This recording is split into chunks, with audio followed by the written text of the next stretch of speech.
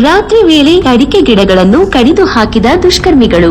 ಹೊನ್ನಾಳಿ ತಾಲೂಕಿನ ಮುಕ್ತೇನಹಳ್ಳಿ ಗ್ರಾಮದಲ್ಲಿ 2 ವರ್ಷಗಳ ಅಡಿಕೆ ಗಿಡಗಳನ್ನು ರಾತ್ರಿ ವೇಳೆ ದುಷ್ಕರ್ಮಿಗಳು ಕಡಿದು ಹಾಕಿರುವ ಘಟನೆ ನಡೆದಿದೆ.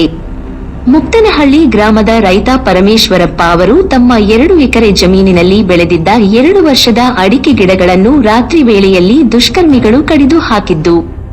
2 ವರ್ಷಗಳ ಕಾಲ ಅಡಿಕೆಗಳನ್ನು ಕಷ್ಟಪಟ್ಟು ಪೋಷಣೆ ಮಾಡಿ ಬೆಳೆದಿದ್ದ ರೈತ ಪರಮೇಶ್ವರಪ್ಪ ಅವರು ಗೋಳಾಡುತ್ತಿದ್ದಾರೆ.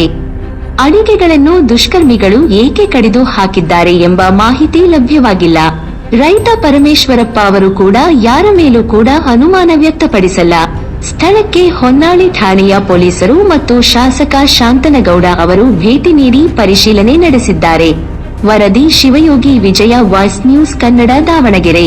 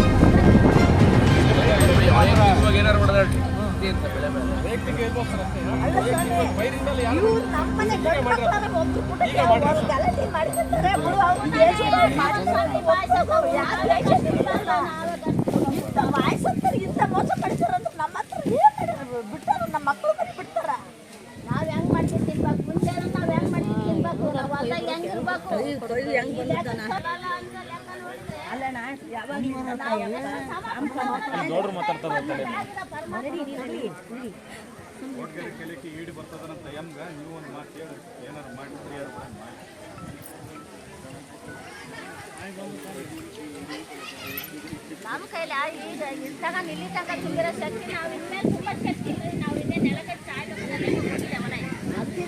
ಇವತ್ತ ಸಾಯ್ತು ಆದ್ರೆ ಯಾವ ಧೈರ್ಯದಲ್ಲಿ ನಾವು ಅದಾವ ಗೊತ್ತಿಲ್ಲ. ಭಗವಂತನ ಆಶೀರ್ವಾದ ಅವ್ರಿಗೆ ಎಷ್ಟು ಧೈರ್ಯ ಅವ್ರಿಗೆ ಎಷ್ಟು